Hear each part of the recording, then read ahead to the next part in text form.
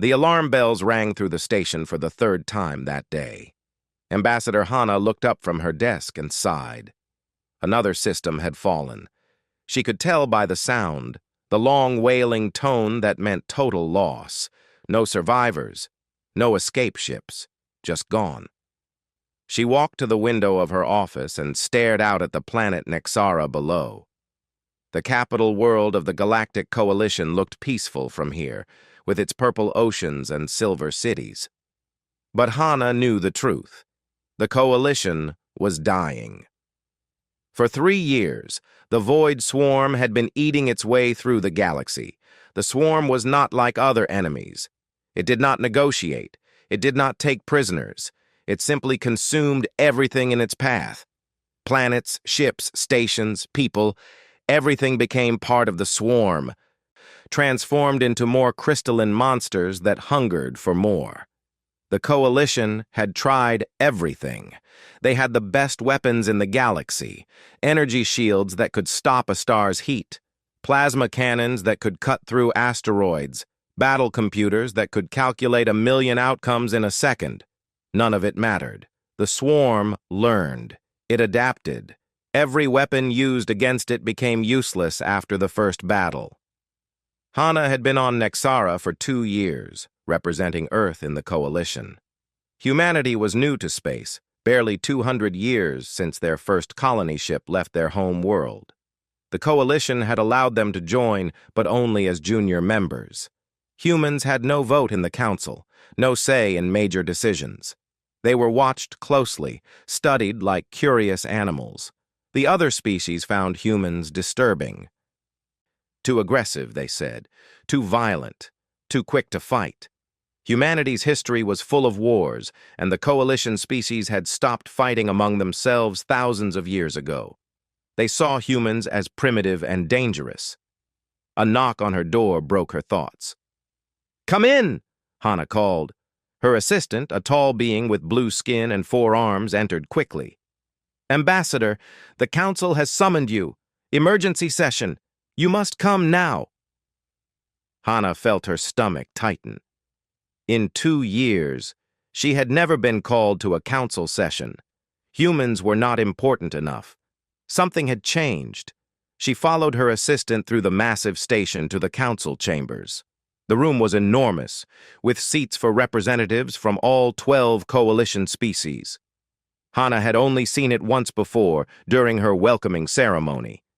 Now, as she entered, she saw something she had never seen: fear. The council members looked broken. Some had their heads down. Others stared at screens showing the latest disaster reports.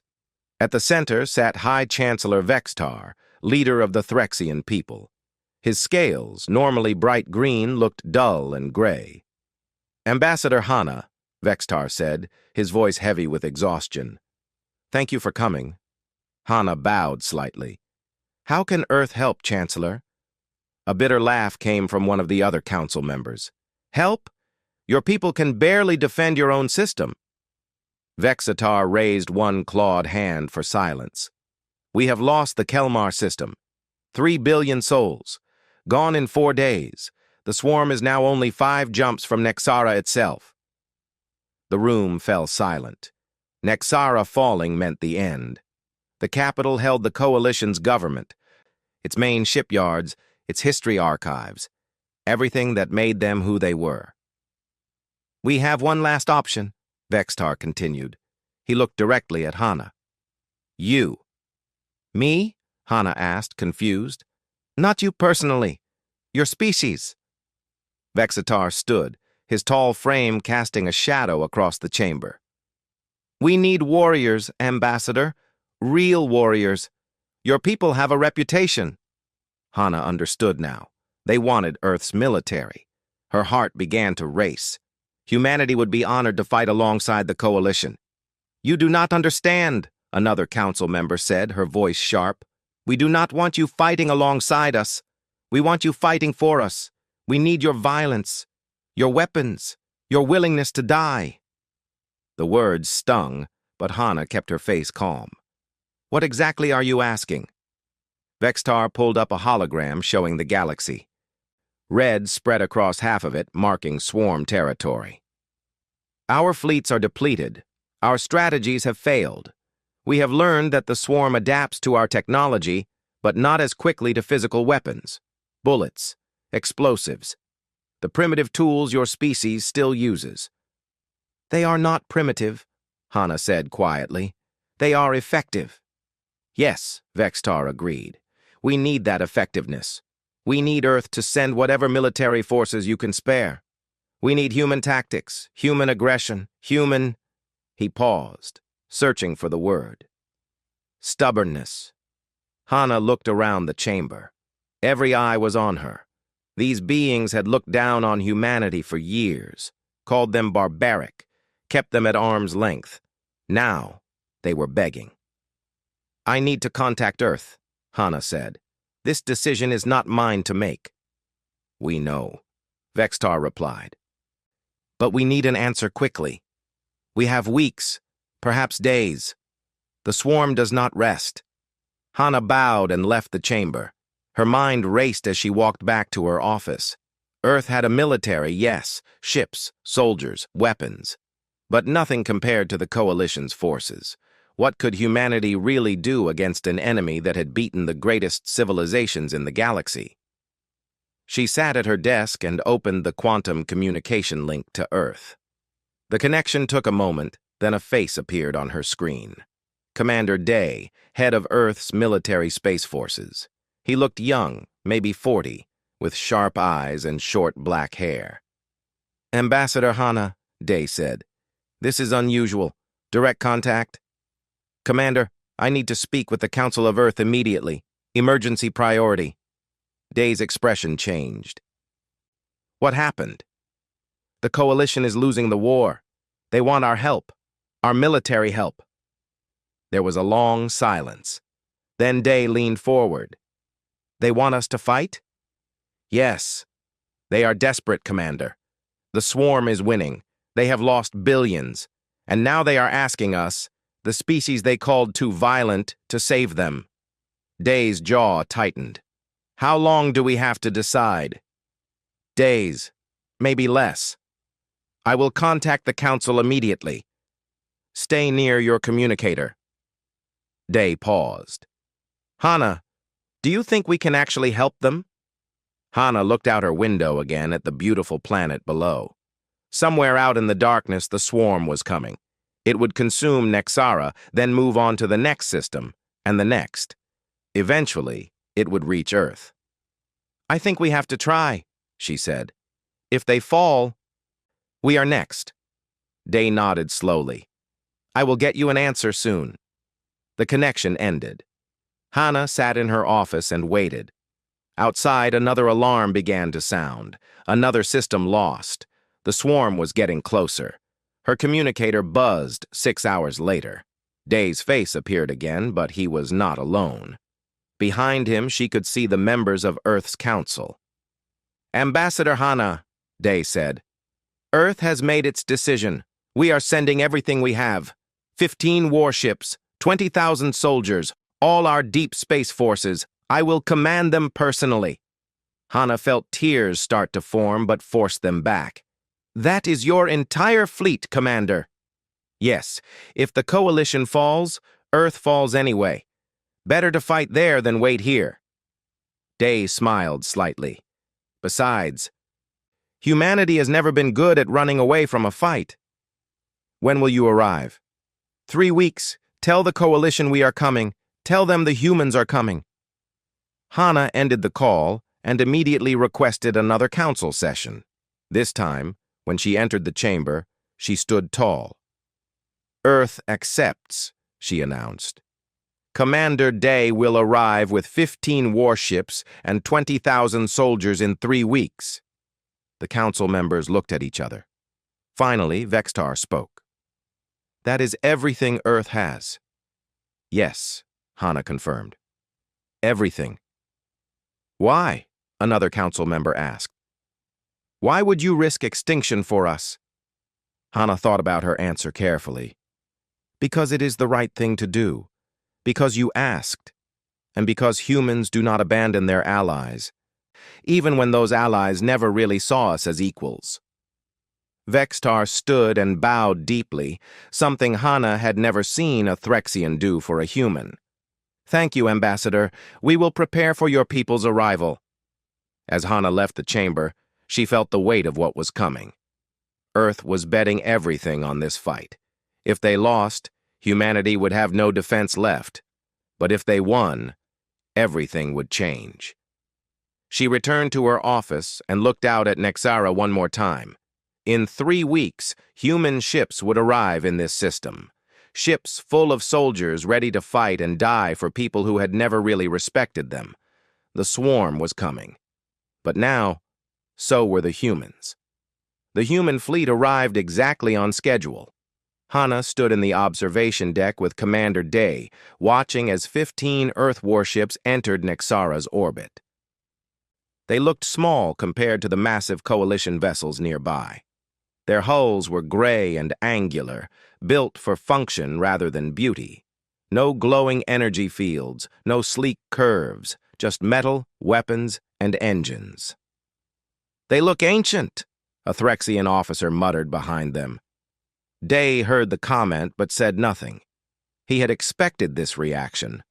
Earth's technology was 200 years behind the Coalition's best. But he had not come here to impress anyone with fancy ships. He had come to fight. "Commander Day," Vextar's voice came over the communication system. "Welcome to Nexara. Please come aboard the station for a strategy meeting." Within an hour, the meeting room was full. Coalition admirals and generals filled one side of the long table. Day sat on the other side with his officers. Hana stood near the door, watching both groups carefully. Day had brought his best people. Captain Jin commanded the battle carrier Indomitable, the flagship of Earth's fleet. He was quiet and serious, with eyes that missed nothing.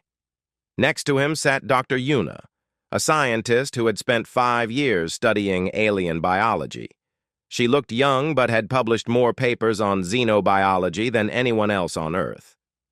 Lieutenant Rena led the Marine forces. She was short and muscular, with scars on her hands from years of training.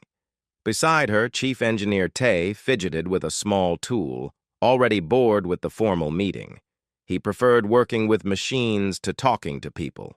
Admiral Korath, a tall alien with silver skin and 6 fingers on each hand, stood and activated a hologram. It showed the galaxy with the swarm's territory marked in red. "The situation is critical," Korath said. "The swarm has consumed 47 systems in the past month alone. Our fleets cannot stop them. Every strategy we try fails within days because the swarm adapts." He looked at the humans with barely hidden doubt. "You claim your weapons can help. Please explain." Captain Jin stood. "May I see the data on swarm composition and behavior?" Korath sent the files to Jin's tablet. The human captain studied them for several minutes while everyone waited. Finally, Jin looked up. "You have been using energy weapons exclusively. Plasma, lasers, particle beams, all high technology." "Of course," Korath said. "They are the most effective weapons." "Against normal enemies, yes," Jin replied. "But the swarm is not normal. It is adaptive technology. Energy signatures can be analyzed and countered." "But physical force?" He tapped his tablet.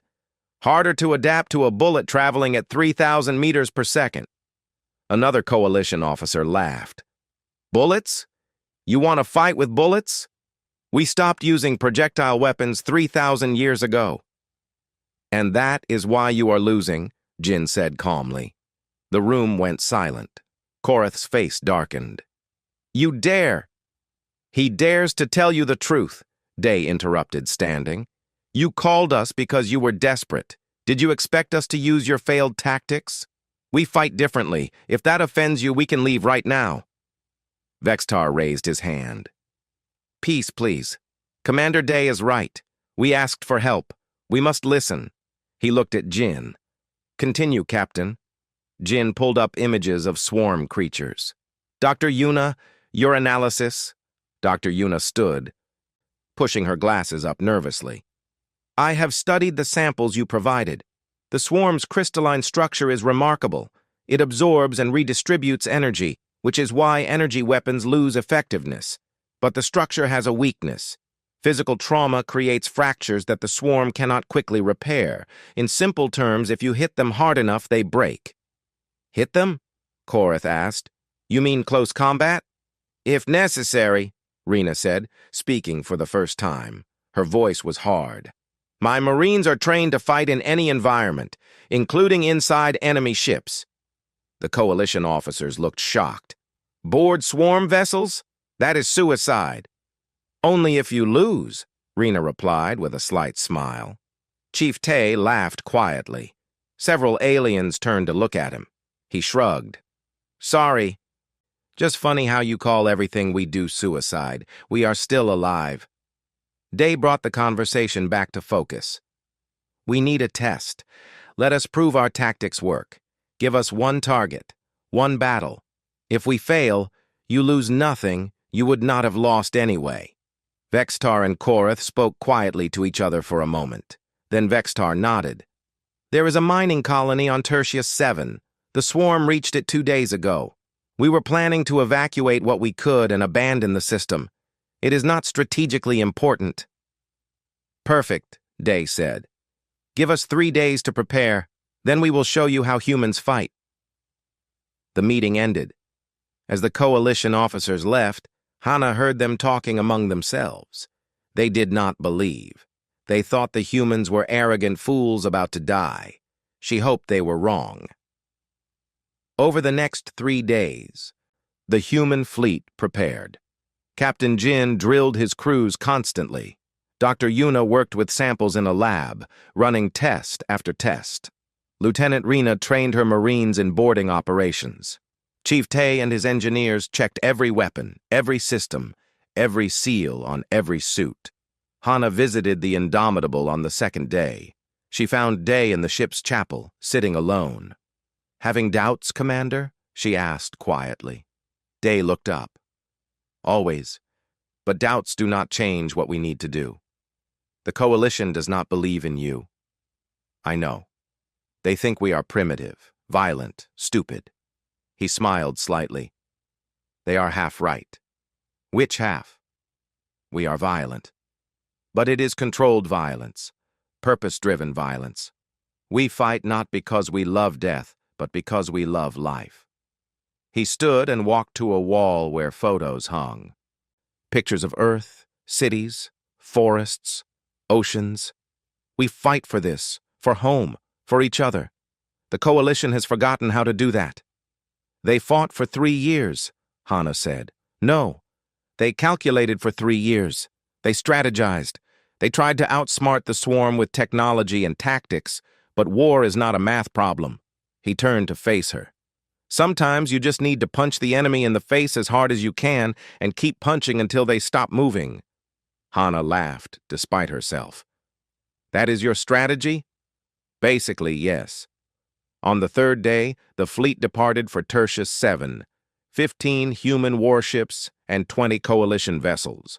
Korath commanded the Coalition forces, but gave tactical control to Day. The Admiral made it clear this was only because the Council had ordered it. The journey took 2 days. During that time, Dr. Yuna briefed all the captains on swarm vulnerabilities. Rena ran simulations with the Marine teams. Tay modified weapon systems, adding old-fashioned explosive charges to missiles that normally just used energy payloads.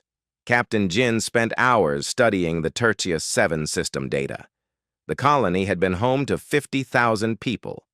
Now it was surrounded by swarm ships, dozens of them, all feeding on the station's materials and energy. The key is speed, Jin explained during a final briefing. We hit fast, hit hard, and do not stop hitting. The moment we give them time to adapt, we lose the advantage. And if we cannot destroy all the swarm ships, Korath asked, then we cripple as many as possible and retreat. This is a test, not a suicide mission. We gather data, prove the concept, and use that knowledge for larger battles. When they finally arrived at Tertius 7, Hannah watched from the Indomitable's bridge. Through the view screens, she could see the swarm ships. They looked like massive crystals, beautiful and terrible, pulsing with stolen energy. "All ships ready?" Jin reported to Day. "Coalition fleet standing by," Koreth added, his voice skeptical. Day stood at the command station, looking at the tactical display. Hana could see his jaw set, his hands steady. This was the moment. Everything depended on the next few hours. "Attention all ships," Day said calmly. "This is Commander Day. The swarm has taken much from the galaxy. Today we take something back. Today we show them that this galaxy belongs to the living. Today we show them what happens when they threaten our home." He paused. "All ships. Weapons free. Attack speed. Let them see what humans can do." The fleet surged forward. Human ships accelerated faster than coalition vessels, their older but simpler engines pushing them ahead. Railguns began firing, sending solid metal projectiles toward the swarm at incredible speeds. Missiles followed, hundreds of them, each carrying conventional explosives. The swarm ships turned to face this new threat. Their weapons, designed to counter energy attacks, fired beams of focused radiation. The beams hit human shields and armor, burning through in places, but the ships kept coming. "First impact in 10 seconds, Jin reported. Hana gripped the railing of the observation deck. Everything Earth had bet on this moment. 5 seconds, Jin counted down. 3, 2, 1, impact. The first railgun rounds hit a swarm ship dead center. The crystalline hull shattered, pieces flying in all directions. The second volley hit another ship, then another. Missiles detonated against swarm hulls, the physical force of the explosions tearing through structures that had been nearly immune to energy weapons. "They are breaking," someone shouted. It was true. The swarm ships, which had seemed invincible, were cracking apart under the barrage of physical weapons. The humans were winning, but then alarms started blaring across the human fleet.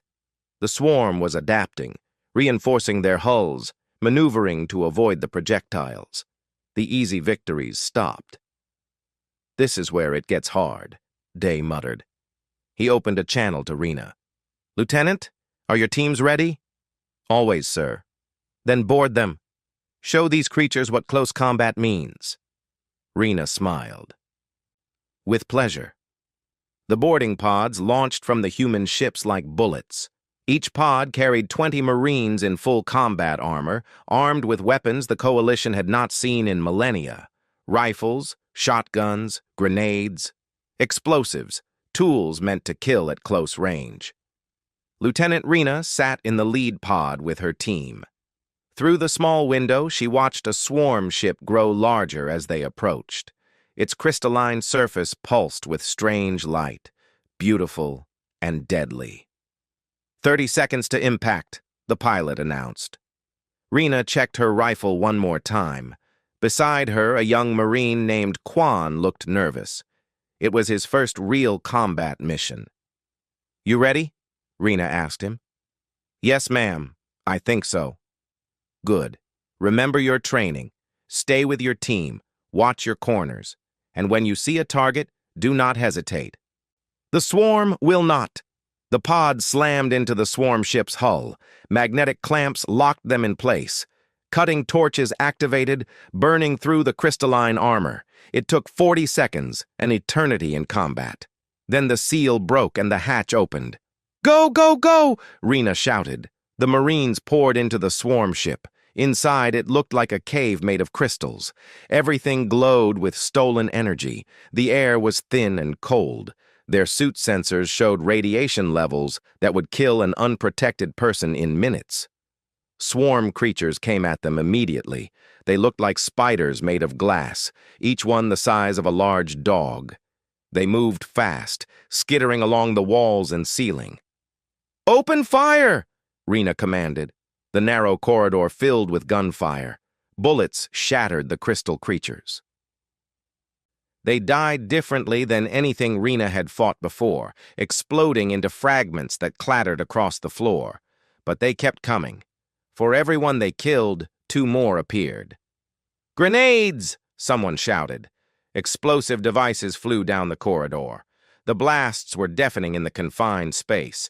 Chunks of crystal flew everywhere. The swarm creatures fell back, unable to adapt to the simple, brutal force of explosives. Rena's team pushed forward. Behind them, other teams were fighting their way through different sections of the ship. The plan was simple: plant charges at key structural points and blow the ship apart from the inside. "Found a structural column," one Marine reported over the radio. "Planting charges now." "Same here," another voice said. Rena led her team deeper into the ship. They passed through chambers filled with strange machinery, or maybe it was organic tissue. With the swarm, it was hard to tell the difference. Everything pulsed and moved like it was alive. A swarm creature dropped from the ceiling onto Quan. He fell, struggling against its cutting limbs. Rena fired 3 quick shots, shattering the creature. She pulled Quan to his feet. "Stay alert!" she yelled. They reached what looked like a central chamber. The room was huge, maybe 50 meters across. In the center, a massive crystal structure pulsed with energy. Power lines connected it to every part of the ship. "This must be the core," Rena said. "Plant everything we have. We blow this. We blow the whole ship." Her team moved quickly, placing explosive charges around the crystal core. They had just finished when more swarm creatures poured into the chamber. Dozens of them, maybe hundreds. They came from every entrance, covering the walls like a living carpet. "Charges are set!" a Marine shouted. "We need to leave now!" "Fall back!" Rena ordered. "Fighting retreat! Cover each other!" The team moved backward toward their entry point, firing constantly. The swarm pressed them hard. 2 Marines went down, their armor torn open by crystal claws. Their teammates dragged them along, refusing to leave anyone behind. They reached the boarding pod just as their ammunition ran low. Everyone scrambled inside. The pilot fired the release bolts, and the pod blasted away from the swarm ship. "Detonator ready," Rena said, watching through the window as the swarm ship grew smaller. She could see other boarding pods pulling away from different sections. "All teams report." One by one, the other team leaders checked in. They had lost 8 Marines. 14 more were wounded, but all the charges were placed. "Detonate," Rena said quietly. She pressed the button. For a moment, nothing happened. Then the swarm ship lit up from inside. Explosions rippled through its structure. The crystalline hull cracked, then shattered. The entire ship broke apart in a cloud of glittering fragments. Back on the Indomitable, Hana watched the battle unfold. The human ships were taking heavy damage. 3 were badly hit, trailing atmosphere and debris. But the swarm was losing worse. The human tactics were working. Captain Jin stood calmly on his bridge, directing fire. "Target the largest ship. All railguns. Concentrated fire. Missiles on my mark." The Indomitable's weapons hammered at a swarm mothership. The creature vessel tried to maneuver away, but it was too large and slow.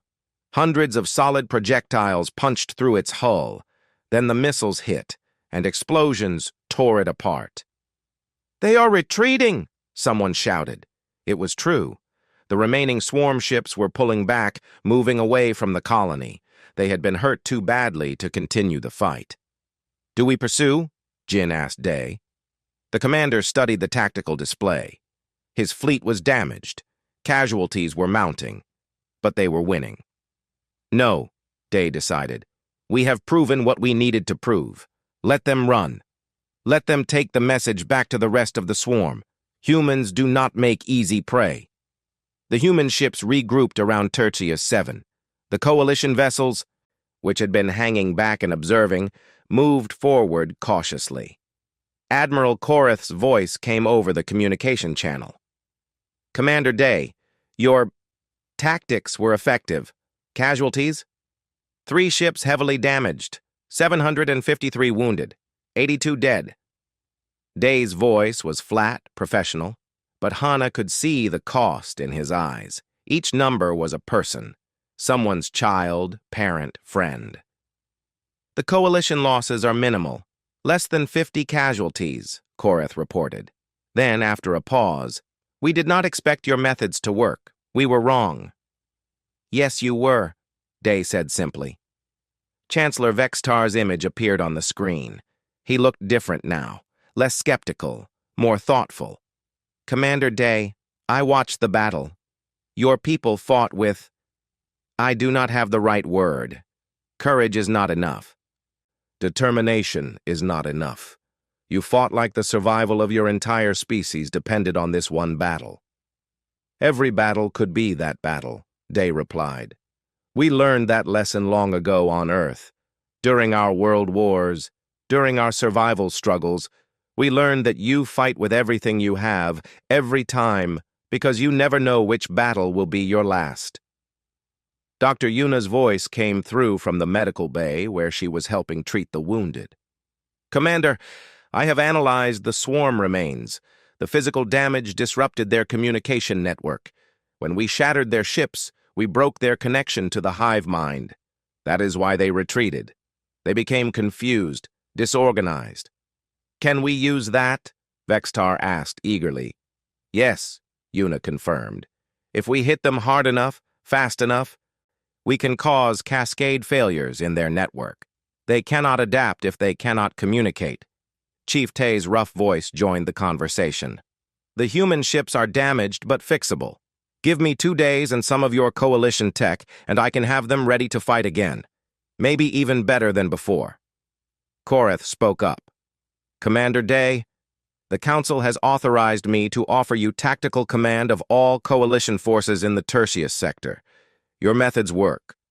We need you to teach us." Day looked at Hana. She nodded slightly. This was the moment that everything changed. "I accept," Day said. "But understand this, Admiral. My methods require sacrifice. They require accepting losses to achieve victory. Can the Coalition do that?" There was a long silence. The Coalition species had not suffered serious military casualties in centuries. They had forgotten what war really cost. Finally, Vextar answered. "We have lost billions already. We have lost entire worlds. We have lost everything except the will to survive.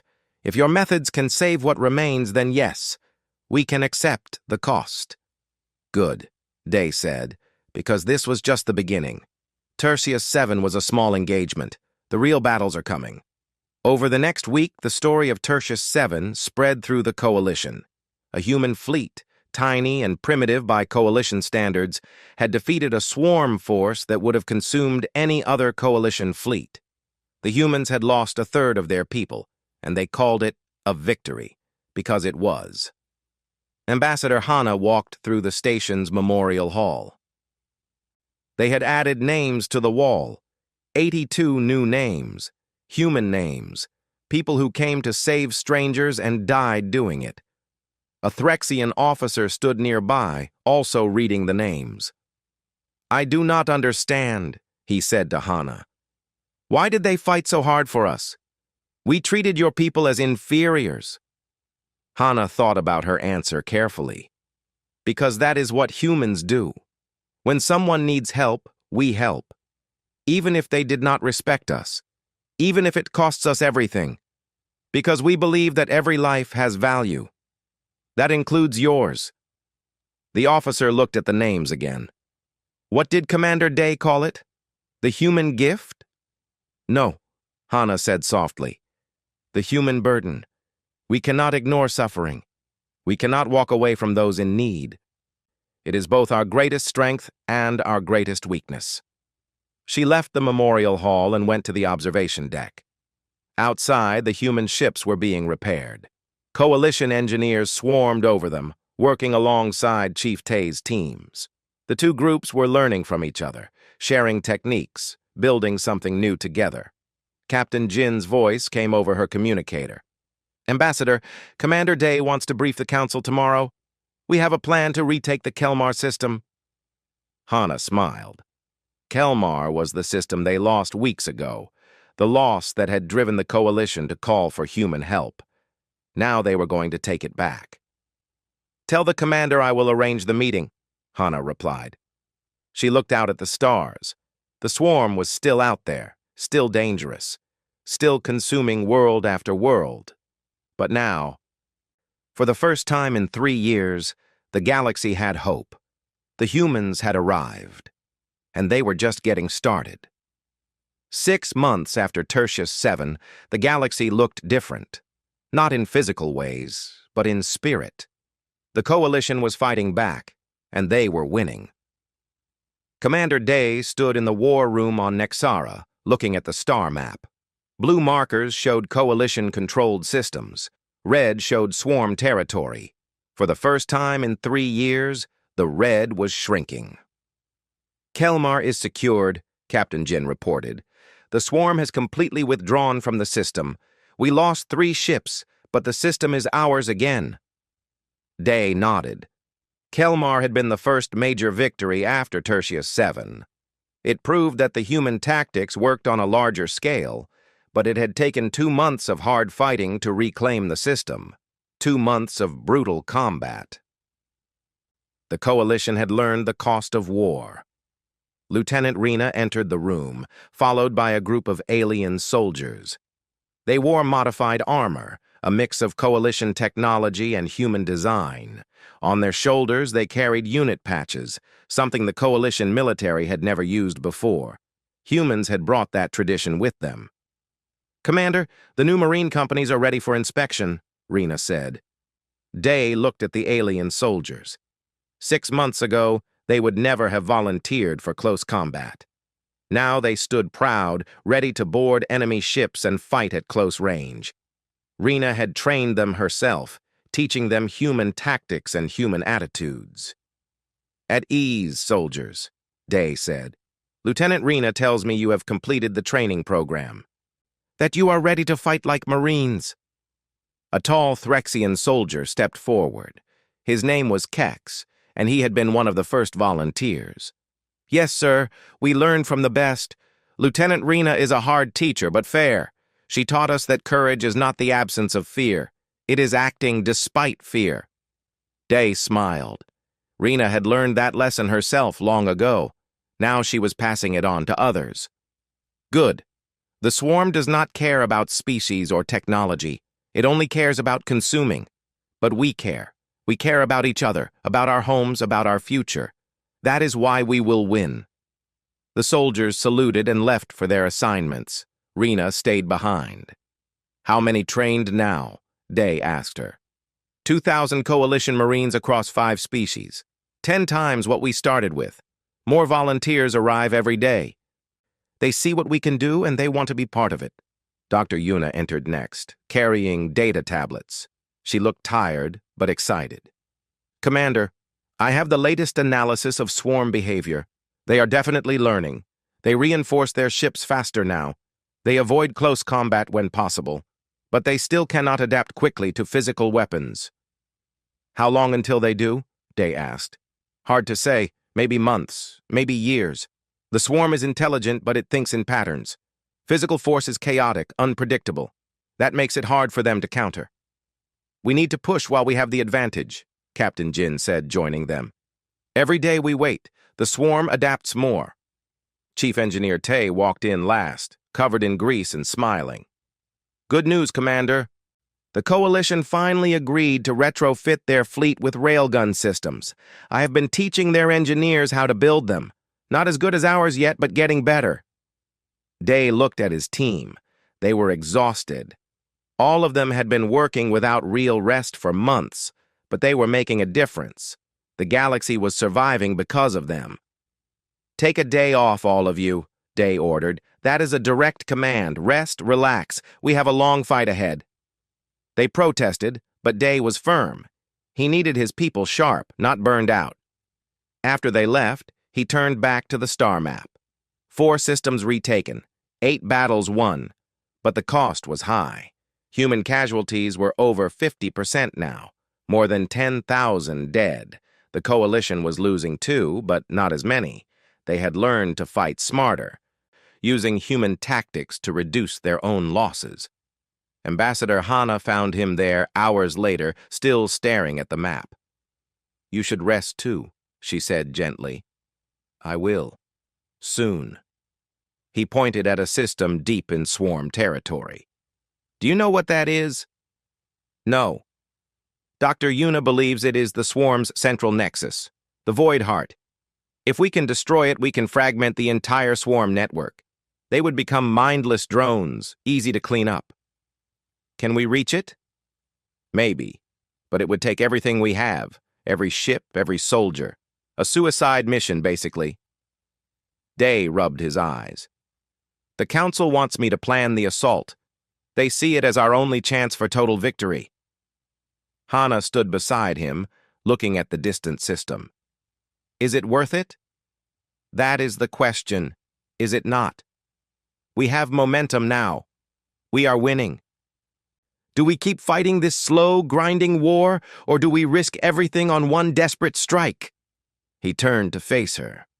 What would Earth want? Earth would want you to come home alive, Hana said. But we also know that sometimes the hard choice is the right choice. The next day, Day called a full council meeting.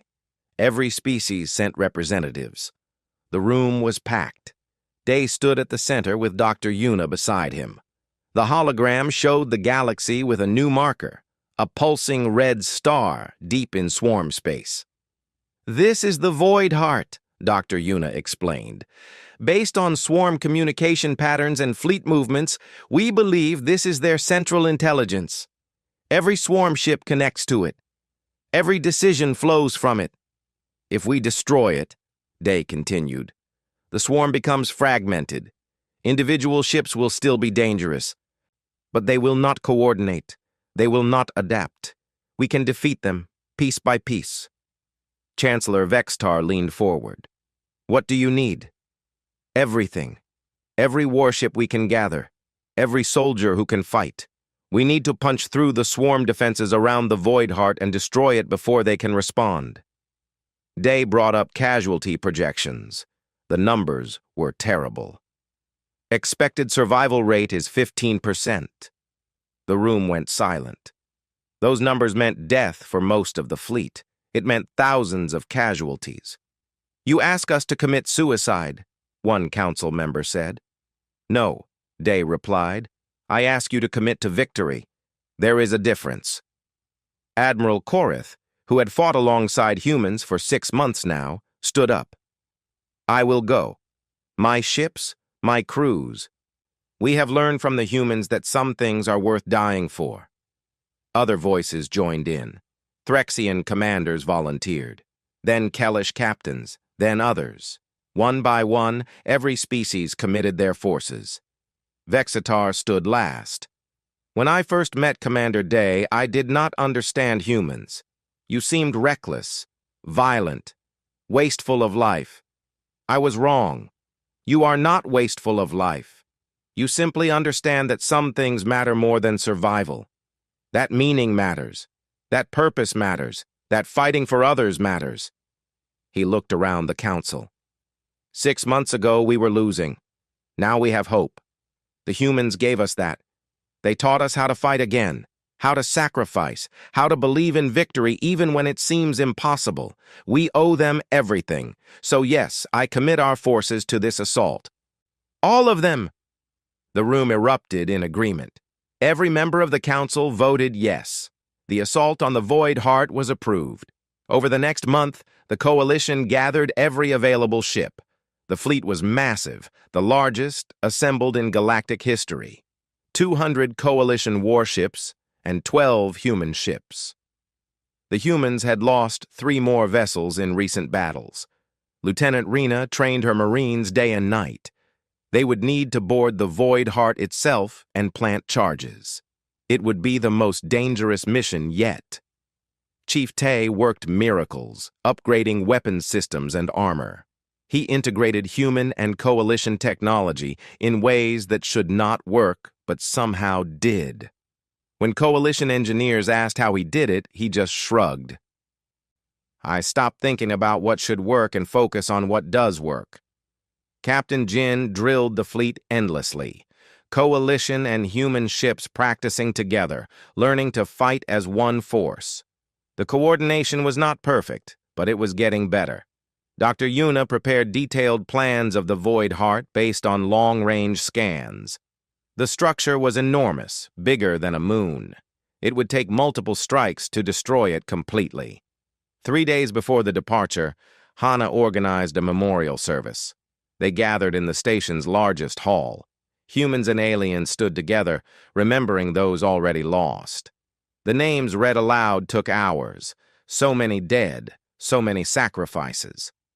A young human medic named Hai spoke at the service. She had been working in the medical stations, treating wounded from both human and coalition forces. "I came here to help people," she said. "That is all. Just help. I did not think about species or technology or politics. I just saw people who were hurt and needed care. That is what humanity does. We help, even if it costs us, even if we die doing it. Because that is who we are." After the service, Day gathered his officers one last time before departure. "We all know what we are facing," he said quietly. "Most of us will not come back. That is the reality. But we will do this anyway because billions of lives depend on it. Because our homes depend on it. Because the future depends on it." He looked at each of them. "It has been an honor serving with all of you." Captain Jin raised his glass. "To the fleet, to the fallen, to victory." They all drank, coalition and human officers together. The barriers between them had fallen away over the past months. They were not separate anymore. They were one force, united by purpose and sacrifice. The fleet departed Nexara on a cold morning. Hana watched from the observation deck as the ships formed up and jumped to faster than light. The station felt empty without them. Most of the military personnel were gone. Only support staff and wounded remained. She went to her office and opened a communication to Earth. The message would take hours to arrive, but she needed to send it. "This is Ambassador Hana. Commander Day has led the fleet to attack the swarm's central nexus. We expect heavy casualties. If you are receiving this message and have not heard from the fleet, assume they did not succeed. Prepare Earth's defenses.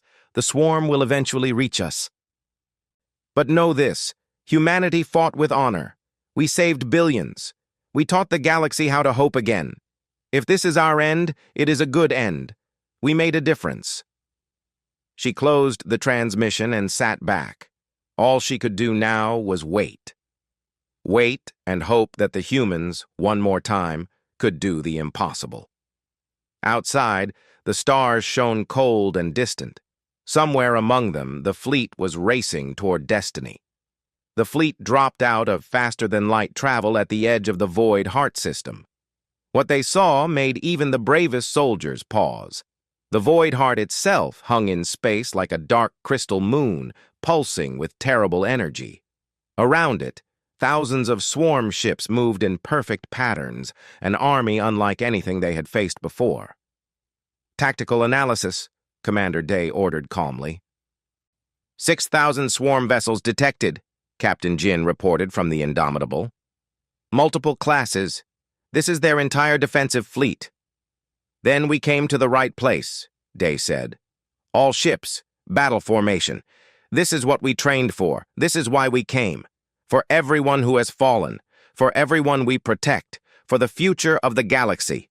Attack speed. Go." The combined fleet surged forward. Coalition ships on the outer edges, human ships forming the spear point.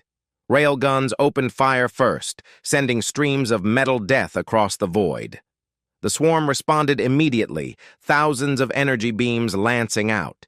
Ships began dying within the first minute. A coalition cruiser exploded, its shields overwhelmed. A human destroyer lost its engines and drifted.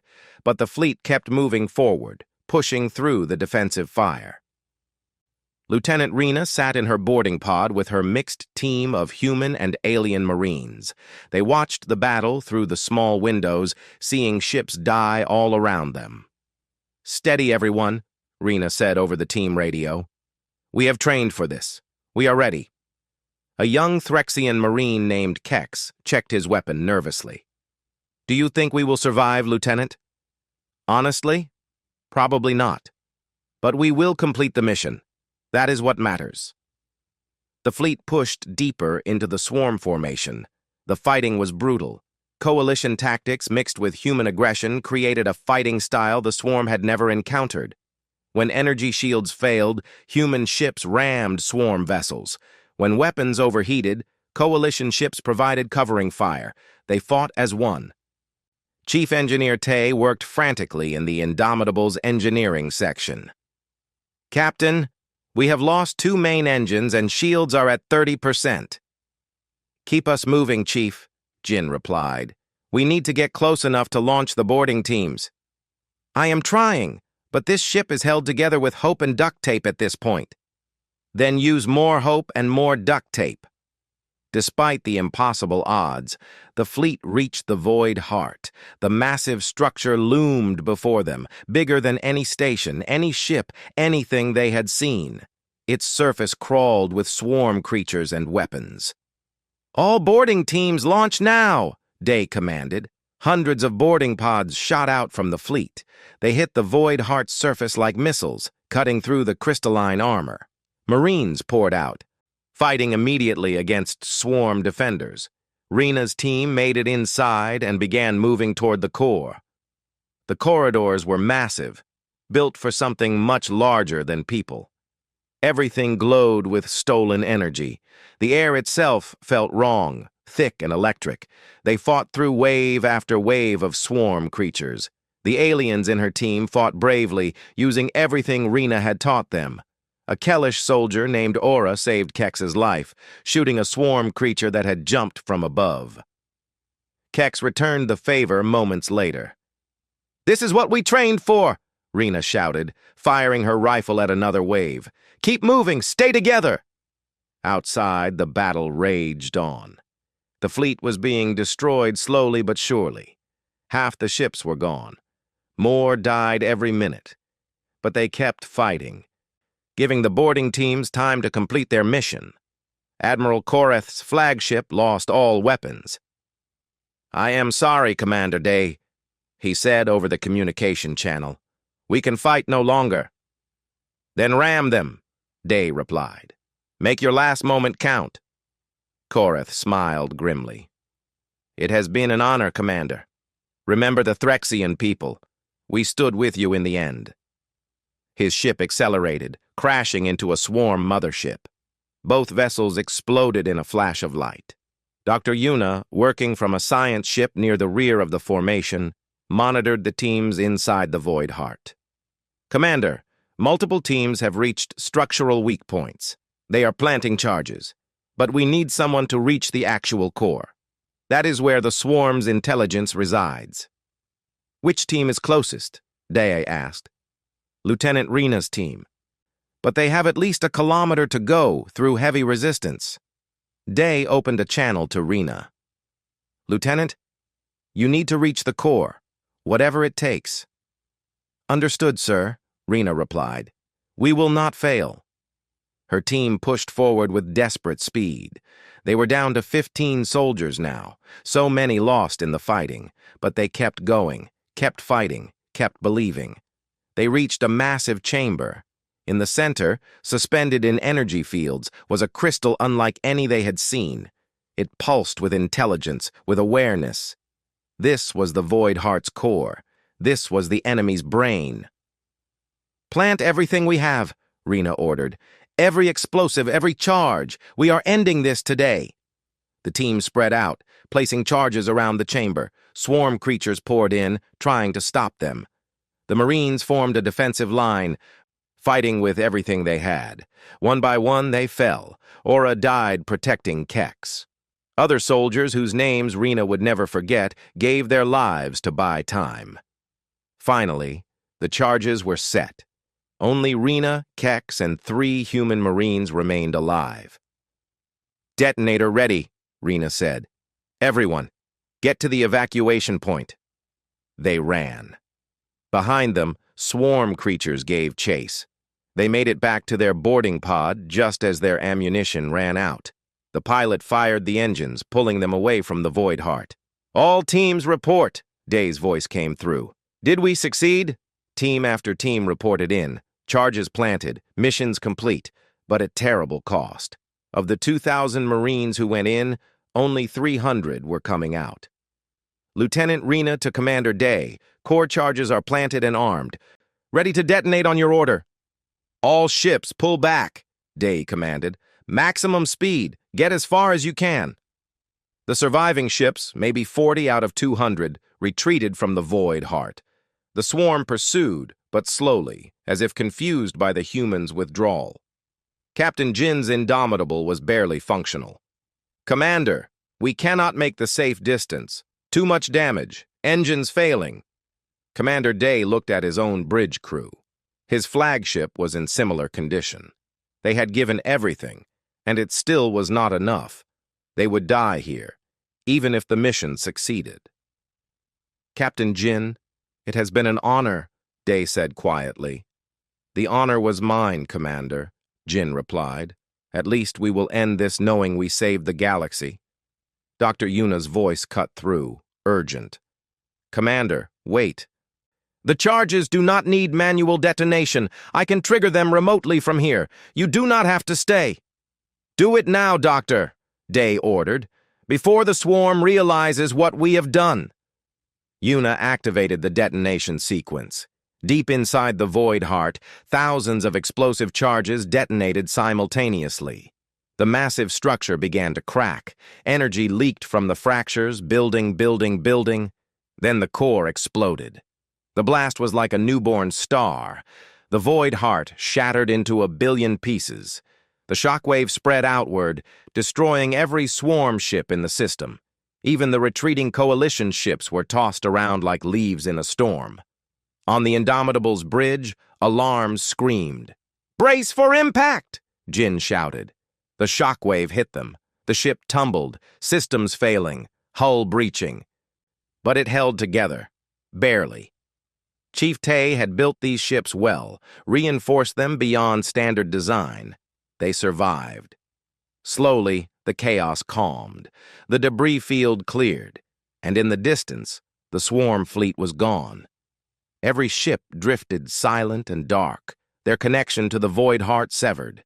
They were just empty husks now, crystalline shells with no intelligence to guide them. "Status report," Day asked, his voice hoarse. One by one, surviving ships reported in. 47 coalition vessels remained. 8 human ships, including the Indomitable, including Day's flagship. "We did it," Captain Jin said, disbelief in his voice. "We actually did it." Lieutenant Rena's boarding pod docked with a coalition ship. She and her survivors stumbled out, exhausted and bloodied. Kex collapsed against a wall, tears running down his face. "We survived. I cannot believe we survived." "Many did not," Rena said quietly. "Remember them. Honor them. They won this battle as much as we did." Back at Nexara, Ambassador Hana was in her office when the message came through. Commander Day's face appeared on her screen. He looked terrible, covered in blood and soot, but he was smiling. "Ambassador Hana, mission accomplished. The Void Heart is destroyed. The swarm is fragmented. We are coming home." Hana could not stop the tears. She had thought them all dead. Everyone had. But they had done it. The impossible mission, the desperate gamble. It had worked. News spread through the station within minutes, through the coalition within hours. The war was over, not finished. There would be cleanup and hunting down swarm remnants for years, but the threat was broken. The galaxy was saved. The fleet took 2 weeks to limp back to Nexara. When they finally arrived, the entire station came out to watch. Hana stood at the docking port as damaged, scarred ships slowly came into port. Commander Day was the first to step off his ship. He looked older somehow, worn down by months of war, but he stood straight and proud. "Welcome home, Commander," Hana said. "Thank you, Ambassador. It is good to be back." The other survivors followed. Captain Jin, limping from injuries. Chief Tay, his hands bandaged from working on broken machinery during the battle. Dr. Yuna, exhausted but still carrying her research tablets. Lieutenant Rena, surrounded by her surviving Marines, both human and alien. Chancellor Vextar met them in the main hall. The council assembled, along with thousands of citizens who wanted to see the heroes who saved them. Commander Day, Vextar said, his voice carrying through the hall. 6 months ago, we called for help in our darkest hour. You answered. You taught us how to fight again, how to sacrifice, how to hope. You lost 2/3 of your forces. 10,000 humans died in this war. There are no words adequate to express our gratitude. They died protecting life, Day said simply. That is what humans do. We protect. We fight. We refuse to surrender, not because we love war, but because we love peace. We love life. We love the idea that tomorrow can be better than today. Earth will have a permanent seat on the council, Vextar announced. Humanity will be recognized as a founding member of the new coalition. Your sacrifice has earned you a place among the stars. The hall erupted in cheers, but Hana watched Day's face. He did not smile. He was thinking of all those who would never see this moment, all the names on the memorial walls. That night, they held another service. This time, not just for the dead, but for the victory, for the future, for hope. 5 years later, Ambassador Hana stood in that same memorial hall. The walls were covered now with names, so many names, human names, coalition names, all those who fought, all those who fell. But outside, the galaxy was rebuilding. Humanity's culture had spread through coalition space. Young aliens studied at human military academies. Mixed crews served on ships together. The barriers between species had broken down. Dr. Yuna had become famous. Her books on human psychology required reading for all coalition officers. Lieutenant Rena, now a general, ran the coalition special forces, training elite soldiers from every species. Chief Tai's engineering school produced some of the best technicians in the galaxy. Commander Day had retired to Earth, finally going home. But his legacy remained. The galaxy remembered what he and his people had done. Hana touched one name on the wall, a young medic named Hai who had stayed behind on a collapsing station to save wounded aliens. She had transmitted one final message before the end. It is what we do. That message had become the motto of the new coalition military. It was what they all did now: help, protect, fight for each other, fight for life. A group of young soldiers walked past, a mixed team of humans and aliens. They saw Hana at the memorial and saluted. She saluted back, watching them go. They were the future. A future where species fought together instead of alone, where sacrifice meant something, where hope lived. The war had seemed lost, so they called in the humans, and the humans came, and the galaxy survived. Hana smiled and walked out of the memorial hall. Outside, the stars shone bright with possibility. The swarm was gone.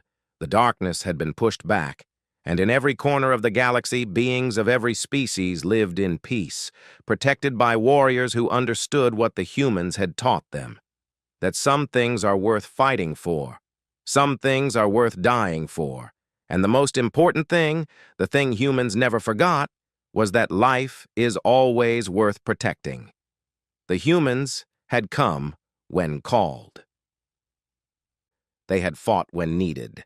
They had sacrificed everything, and they had won. The galaxy would remember. Forever.